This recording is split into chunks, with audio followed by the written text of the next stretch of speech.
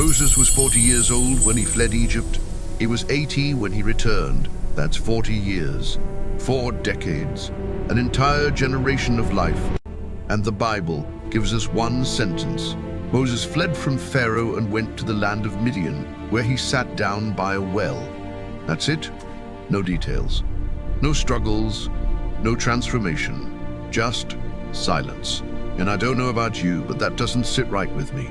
Because 40 years isn't nothing. 40 years is longer than most careers, longer than many marriages, longer than the wilderness journey that would later define Israel itself. You don't pass through 40 years unchanged.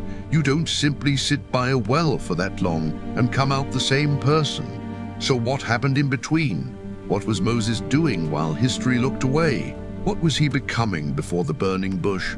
The Bible tells us what Moses did after God called him, but it barely whispers about who he was becoming before that call ever came. I must seek the and wisdom that silence beyond. has bothered people for thousands The path of is years. long, Ancient readers but my noticed spirit it. is ready. Ancient readers tried to fill it, and some of those traditions point somewhere unexpected.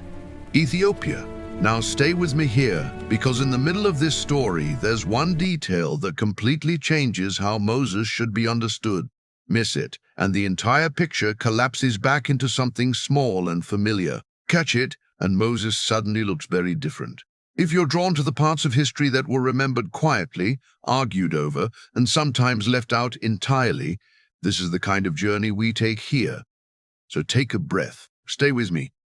And if you want more stories like this, go ahead and subscribe. Let's step into the 40 years the Bible doesn't talk about. Picture this for a moment. A man who will confront Pharaoh, a man who will split the sea, a man whose name will echo for thousands of years. And yet when he disappears for 40 years, the text barely notices. That silence feels strange, almost intentional. But here's the first thing we have to get clear, or this story goes wrong fast. The Bible was never trying to be a complete life story. It doesn't work like a modern biography. It doesn't follow people just because they're interesting. It follows moments where, from the biblical perspective, God's covenant is moving forward. In other words, the Bible doesn't ask, "What did Moses do?" It asks, "When did God act through Moses?" And according to the text itself, that moment doesn't arrive until the burning bush. Before that, before the goal, before the divine command, Moses is background, context, setup. Important maybe, but not yet the story the authors are telling. That doesn't mean nothing happened. It means those events didn't serve the theological purpose of the narrative. Now, that explanation makes sense. Many scholars agree with it, but it doesn't fully satisfy the discomfort, does it? Because the Bible isn't shy about Moses. It gives us his birth, his rescue from the Nile, his upbringing in Pharaoh's household, his first violent act, his fear, his escape, his marriage, his death. 4 entire books revolve around him, so why skip the longest stretch of his life? This is where interpretations begin to divide. One possibility is narrative simplicity. If Moses spent years entangled in foreign politics, fighting wars, ruling among non-Israelites, or forming deep loyalties outside his people, that complicates the story. It introduces questions the biblical authors may not have wanted to answer. Questions about identity, allegiance, belonging. Another possibility is discomfort. Ancient Israel defined itself in contrast to surrounding nations. A Moses with a long and influential foreign past, especially in a powerful African kingdom, might have felt awkward, not false, just difficult to frame cleanly within a national origin story. And then there's a third view, one scholars approach carefully. Some suggest that earlier traditions about Moses' missing years may have existed but were gradually set aside. Not erased in a dramatic sense, just no longer copied, no longer emphasized, no longer central. Biblical texts were shaped over centuries. What survives isn't everything that was known. It's what was chosen. To be clear, this is a hypothesis. The biblical text itself doesn't tell us why it's silent. All we can do is observe that the silence is consistent, deliberate, and remarkably large. And that silence didn't go unnoticed. Ancient readers felt it. They argued about it. They wondered what kind of man could walk into history at 80 years old and immediately command a nation. They asked the same question we're asking now. What shaped him before the call? Because if Moses really was just a shepherd, doing nothing remarkable for 40 years, then his sudden transformation is almost miraculous on its own. But if those years were full of leadership, conflict, responsibility, then the burning bush doesn't create Moses. It reveals him. And that thought opens a door the biblical text leaves closed, a door ancient traditions were more than willing to step through. So the question isn't whether the Bible is wrong. The question is what the Bible chose not to say. And once you start listening for the voices that tried to answer that silence, the story begins to move. Imagine reading a story you've known your entire life and suddenly realizing there's a massive chapter missing. Not a paragraph, not a footnote, an entire season of someone's life. That's how ancient readers encountered Moses. They saw the same gap we see, 40 years. And for them, just as for us, it raised a quiet but unsettling question. Are we really meant to believe nothing happened here? Ancient Jewish tradition didn't think so. In the world of the Bible, silence was never neutral. When a text went quiet, readers leaned in. They discussed it. They argued over it. They told stories to make sense of it. This is how interpretive traditions, what later scholars would call midrash, were born. These traditions weren't trying to rewrite scripture. They were trying to live with it. They asked questions the text didn't answer. Questions like, how did Moses become such a natural leader? Why did Pharaoh fear him so deeply? How could a man who spent decades as a shepherd suddenly confront kings and organize a nation? And slowly, across centuries, a pattern emerged. Multiple traditions independent, sometimes contradictory, but strangely aligned, refused to leave Moses' missing years empty. They filled them with movement, with responsibility, with power, with conflict. Now, it's important to pause here and be careful. These traditions are not the biblical text. They are not considered canon. They don't carry the same authority as Exodus or Numbers. Scholars do not treat them as verified history in the modern sense. But they are not random either. They tell us something else, something just as valuable. They tell us how ancient communities remembered Moses, and memory, especially collective memory, tends to form around tension, around unresolved questions, around stories that feel incomplete. Think of it like this. When a public figure disappears from view today, no interviews, no statements, no updates, people don't assume nothing is happening. They speculate. They fill the silence, not because they want to deceive, but because humans are wired to seek continuity. Ancient readers were no different. So they asked, if Moses wasn't in Egypt, where was he? If he wasn't idle, what was he doing? And if he wasn't being prepared by God directly yet, what kind of preparation was shaping him? Different traditions answered differently. Some placed Moses in Midian the entire time. Others imagined him wandering. Still others pointed south beyond Egypt's borders into Africa. What matters is not that these traditions agree perfectly. In fact, they don't. Some contradict each other outright. What matters is that none of them accept the idea of 40 empty years. That refusal itself is significant. It tells us the silence of the biblical text felt too large to ignore, too important to leave untouched. And that silence became a kind of pressure point, a place where imagination, theology, and memory all collided. This is where we need to be precise. When we say ancient sources, we're not talking about secret texts suppressed by a conspiracy. We are talking about writings that circulated openly, were debated openly, and were preserved unevenly. Some were respected, some were questioned, some were read devotionally, others cautiously.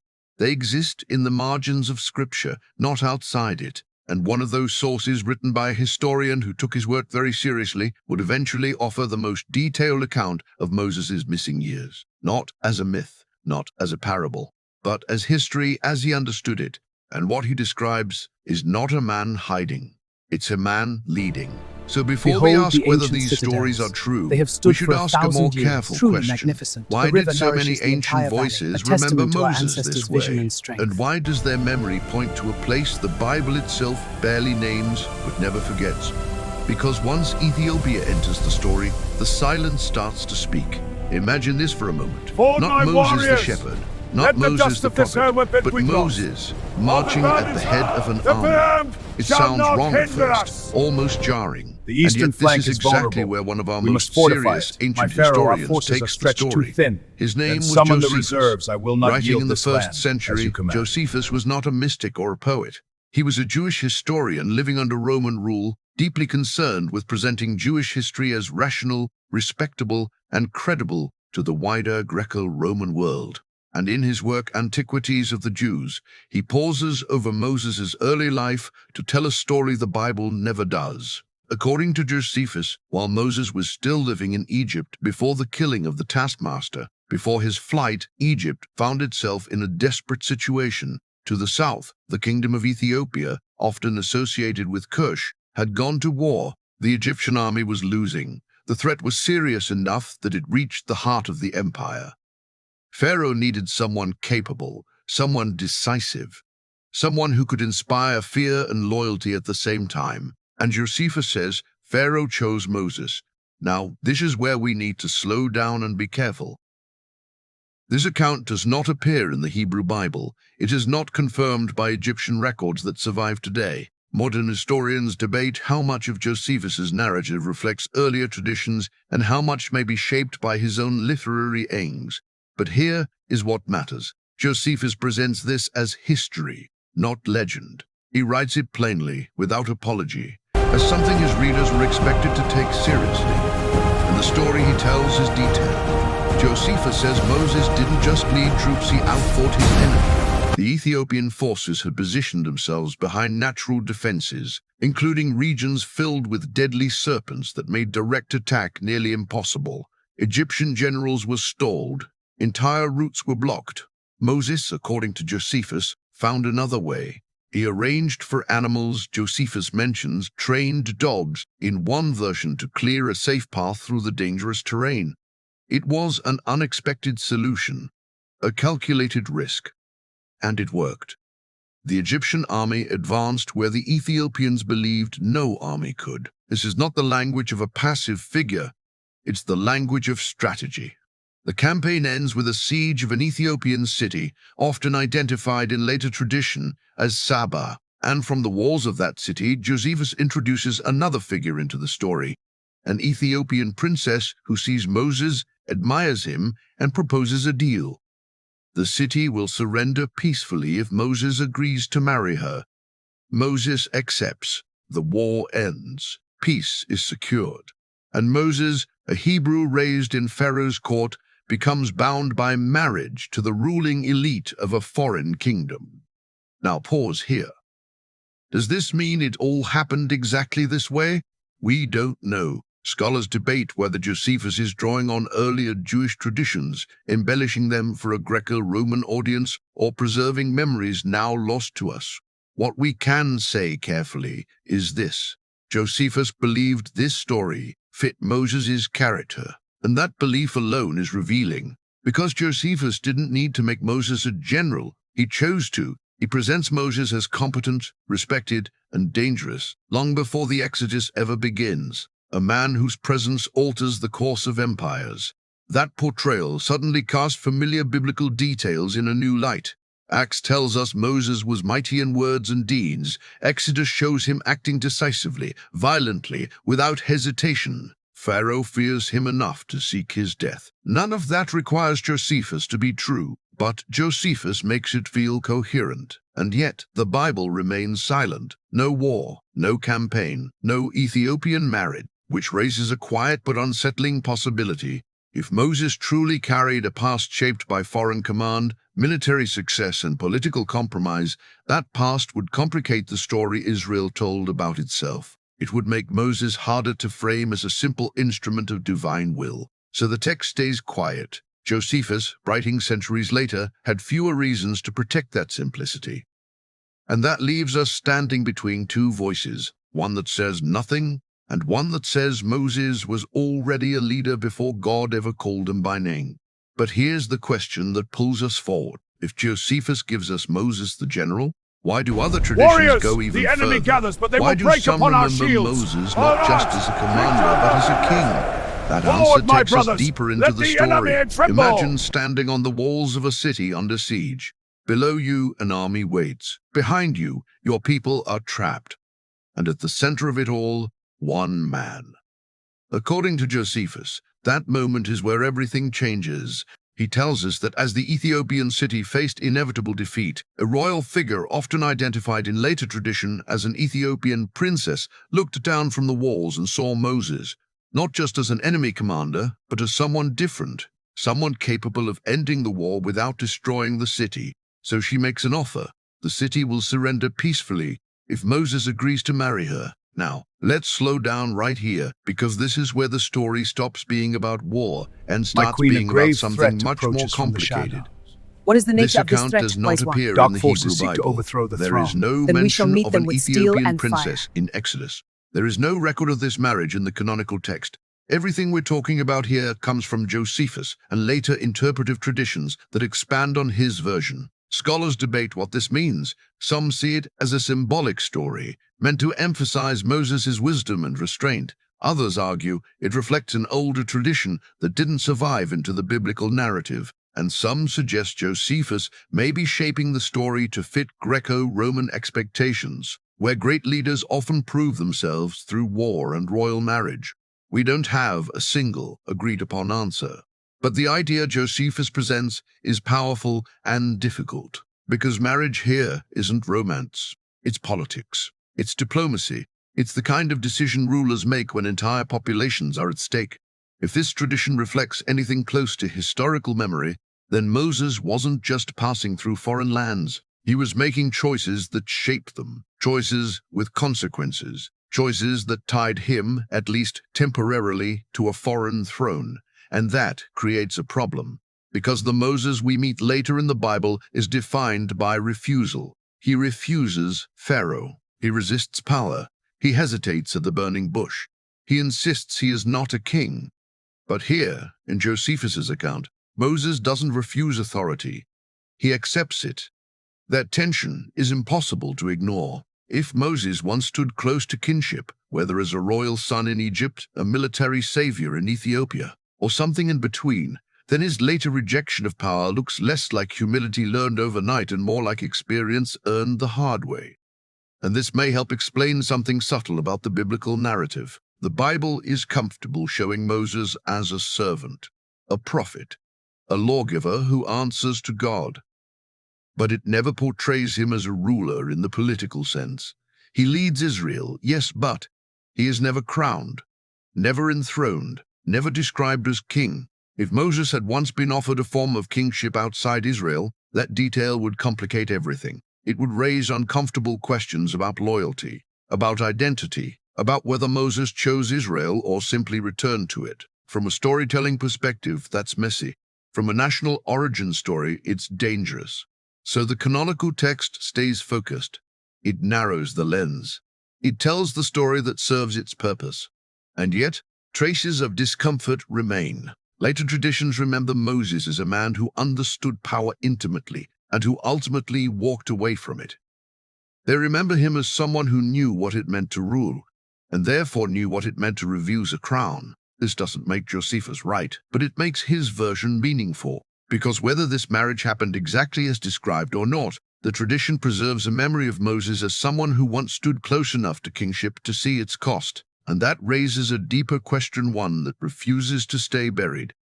If Moses was willing to accept authority here, what stopped him from keeping it? And why do some traditions insist he went even further than this, beyond marriage, beyond command into full rulership? Because in one ancient source, Moses doesn't just stand beside a throne, he sits on it. And that's where the story becomes impossible to ignore. Imagine this for a moment. Not Moses at the edge of power, not Moses standing beside a throne, but Moses sitting on one. That's the version preserved in Book of Jasher. And it's the point where the story becomes almost impossible to ignore. According to Jasher, Moses doesn't arrive in Ethiopia as a celebrated general sent by Egypt. He arrives as a fugitive, a man on the run, A man with no home, no protection, and no clear future. He has already fled Pharaoh. His name is already dangerous, and he walks straight into a war. Ethiopia, Jasher says, is struggling against invading forces. The kingdom is destabilized. Leadership is failing. And into that chaos steps Moses not with a claim to authority, but with competence. He offers his skill. He fights. He wins. Again and again. This is where we need to pause and draw a clear line. Jasher is not part of the biblical canon. It exists in multiple versions, compiled and transmitted over centuries. Scholars debate how much of it reflects early tradition and how much reflects later imagination.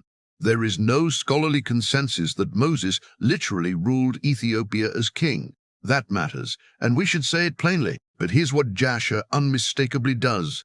It preserves a memory of Moses as a ruler.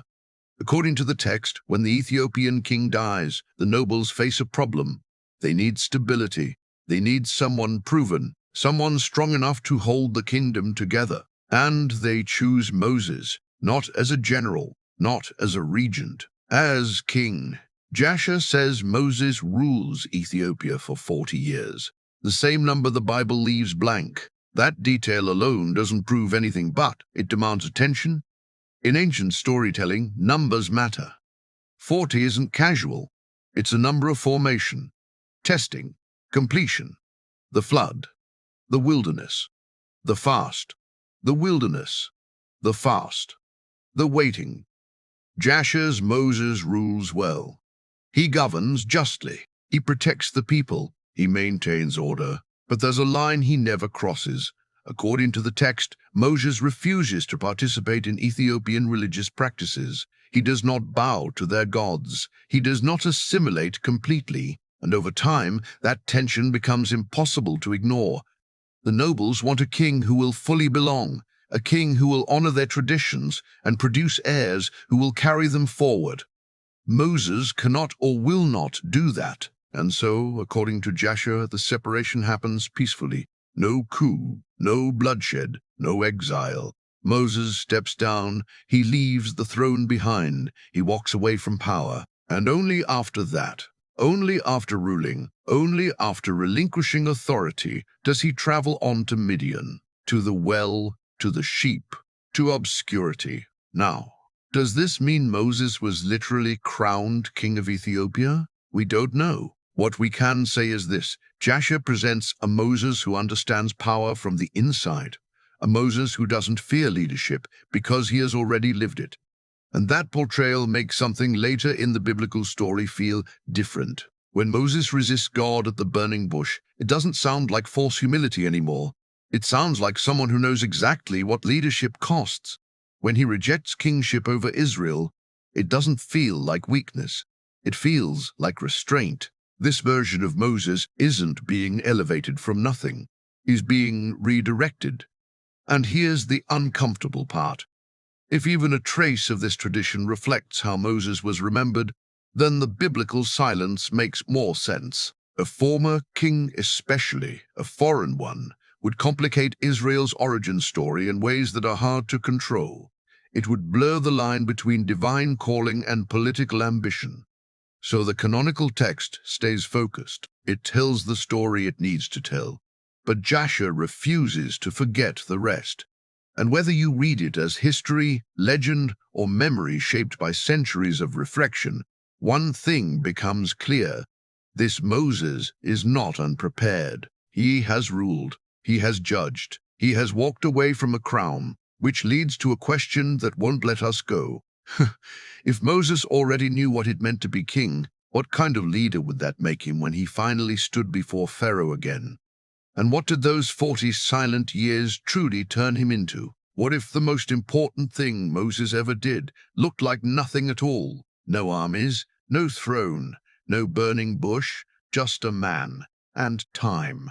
After the stories of war and power, after generals, kings, and courts, everything suddenly goes quiet. And this is where we need to slow down on purpose, because whatever those 40 years were, they didn't end in applause. They ended in obscurity. The biblical text finally lets us see Moses again, and when it does, he's not standing in a palace or commanding anyone. He's sitting by a well, watching sheep, living a life so ordinary it almost feels like an erasure, and that contrast is unsettling. If Moses once stood close to power, whether as a prince, a commander, or something remembered later as kingship, then this silence isn't just absence, it's reversal. It's a life being reduced, stripped down, simplified. But was it punishment? Some readers have thought so. Moses fled Egypt after killing a man. From that angle, Midian looks like exile, a place to disappear, a place to be forgotten.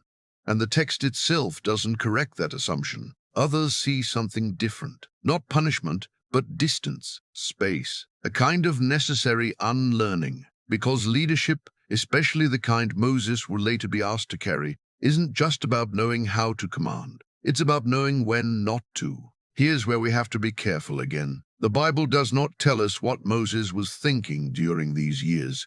It doesn't record his prayers. It doesn't describe his doubts. Any attempt to do that is interpretation, not text, but the shape of the story invites reflection. Think about it.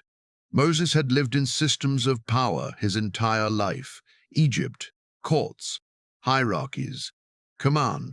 And suddenly he's placed in a landscape where none of that matters. Sheep don't care who you were. Wells don't remember your past. The desert doesn't respond to titles. In modern terms, it's almost like someone stepping out of public life entirely. No platform, no audience, no influence, just repetition, day after day. And repetition does something to a person. It humbles some, it breaks others, and occasionally it clarifies. If Moses once knew how to rule, these years taught him how to wait. If he once spoke with authority, these years taught him how to listen. If he once acted decisively, these years taught him restraint. None of that is stated outright, but none of it contradicts the text either. And there's something else worth noticing. When God finally speaks to Moses, he doesn't find a man climbing toward greatness. He finds a man who has stopped reaching for it. Moses doesn't ask for power. He resists it. He argues. He hesitates. He insists he's not the right person. That reaction makes more sense if Moses has already lived through significance and chosen to step away from it. The silence of these years may not be emptiness. It may be compression, life distilled down to its essentials. No crowds, no victories, no recognition, just identity being reshaped in private. And that's uncomfortable because it suggests something most of us don't like to hear, that preparation doesn't always look impressive, that growth doesn't always look like progress, that some of the most formative seasons of a life happen when no one is watching.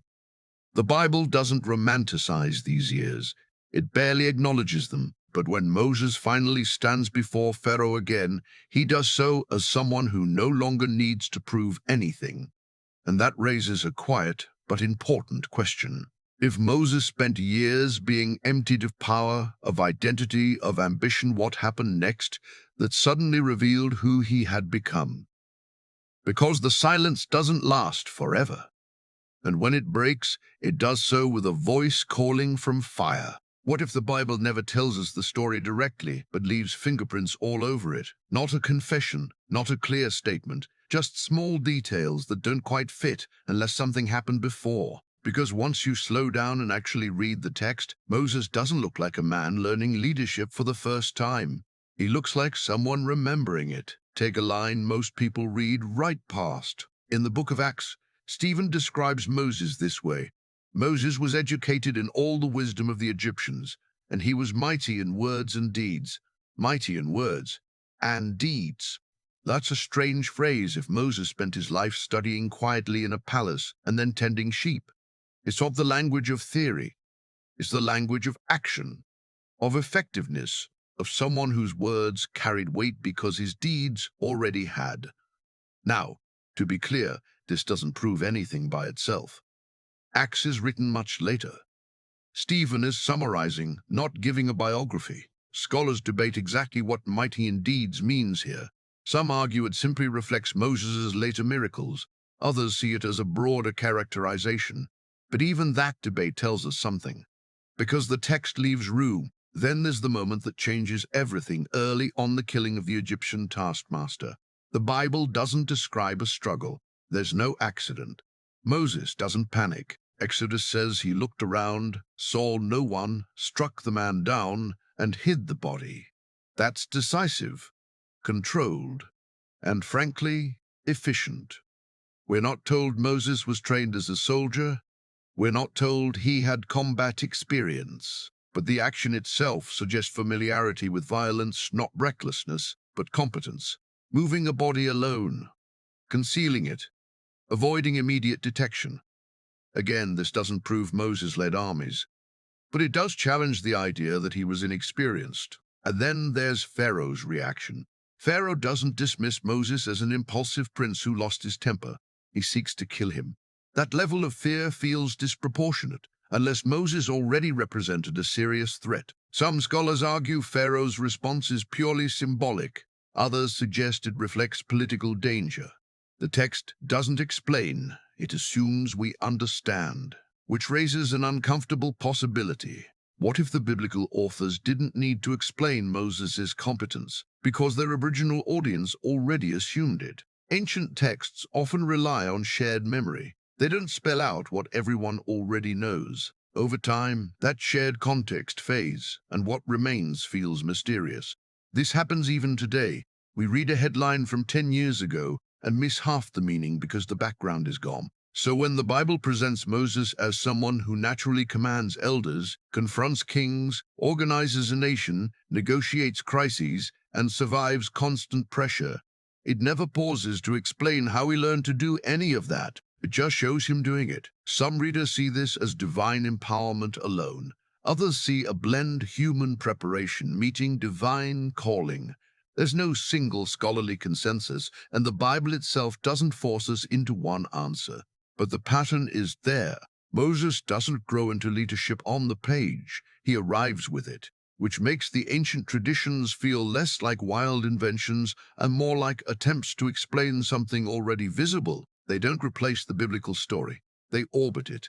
And whether Moses was a general, a ruler, or simply shaped by experiences the text chose not to record, one thing becomes difficult to deny. The Moses who stands before Pharaoh is not untested. He speaks like someone who has stood in rooms of power before. He negotiates like someone who understands leverage. He leads like someone who understands leverage. He leads like someone who knows what happens when leadership fails. And that brings us to a moment the Bible does record briefly, almost casually, but which may preserve the echo of everything that came before. A single line, a single accusation, a reference to a woman from Kush, because sometimes the past the text avoids comes back anyway, and when it does, it refuses to stay quiet. What if one sentence, just one, was never meant to explain anything, but instead to remind us of something everyone already knew? It happens in Numbers chapter 12. Out of nowhere, Miriam and Aaron challenge Moses, not over law, not over leadership, but over a woman. The text says Moses had married a Kushite woman, and that detail, brief as it is, detonates the scene. God intervenes. Miriam is struck with leprosy.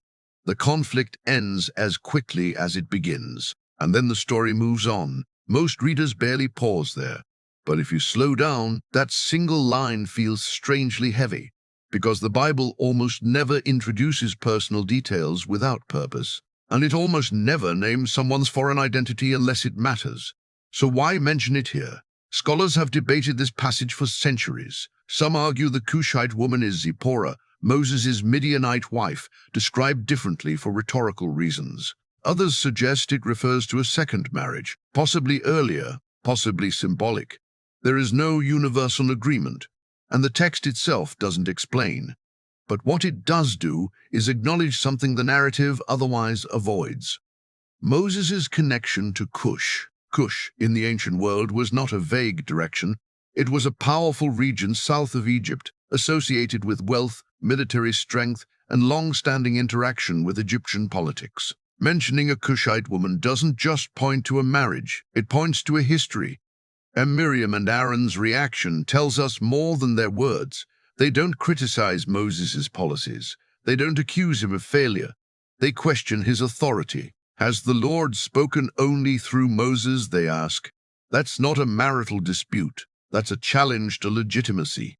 In many cultures, ancient and modern, questioning someone's background is a way of questioning their right to lead. Where you came from, who you married, who you were connected to before. If Moses carried memories of Ethiopia, of Kush, of foreign power and influence, then this moment makes emotional sense. Not as proof, but as resonance. It's as if something old, something unresolved, surfaces briefly and is immediately shut down. God's response is decisive. The text doesn't allow the argument to continue. It doesn't explore the accusation. It silences it, which raises a careful question. Was this passage meant to explain Moses' past or to close the door on it? We have to be cautious here. The Bible does not say Moses ruled Kush. It does not describe Ethiopian campaigns in numbers. Any connection we draw beyond the text is interpretation, not assertion. But memory often survives in fragments. A name, a place, a flash of resentment. Think about how family histories work today. A single comment at a dinner table can hint at decades of unspoken tension. No explanation is given because everyone present already understands. The Cushite woman may function the same way, not as a biography, but as a reminder, a trace of a past that still carried emotional weight. And notice what happens next. Moses doesn't defend himself. He doesn't explain.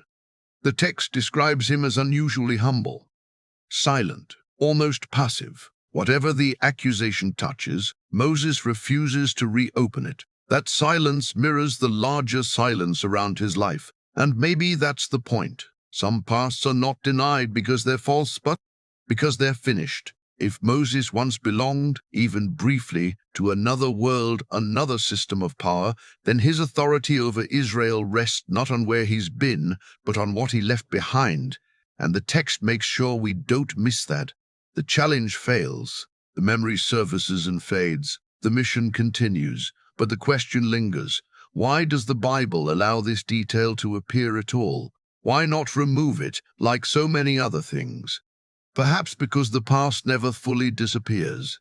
It waits, and when pressure rises, it returns, if only for a moment. And that brings us to the final question.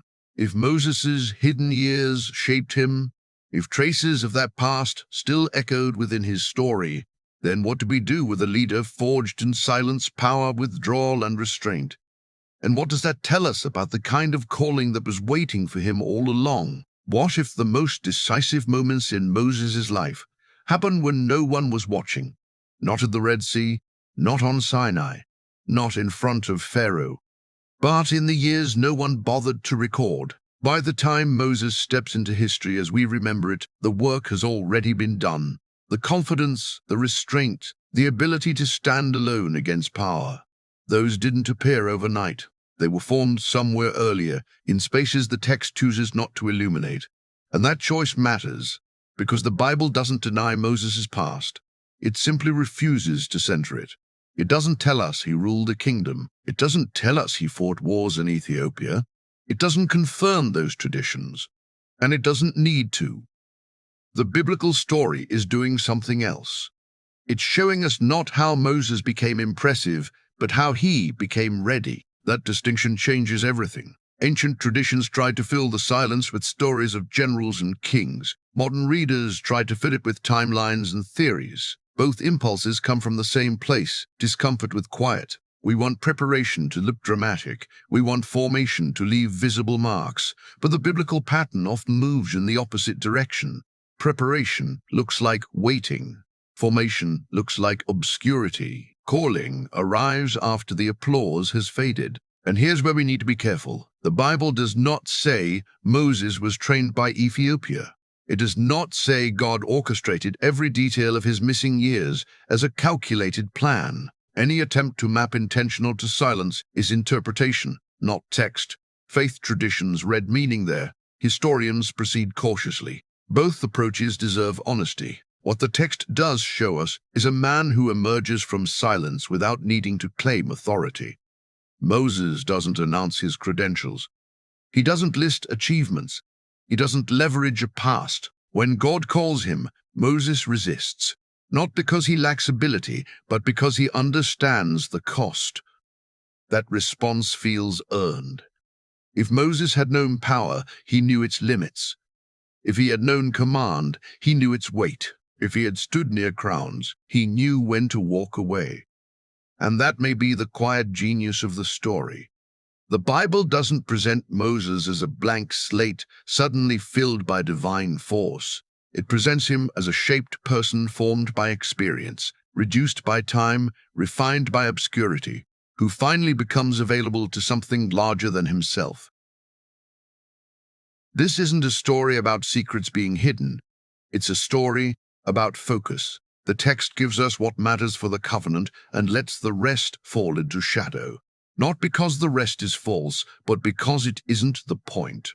And that leaves us with a question that reaches beyond Moses. What if the seasons of your life that feel empty aren't?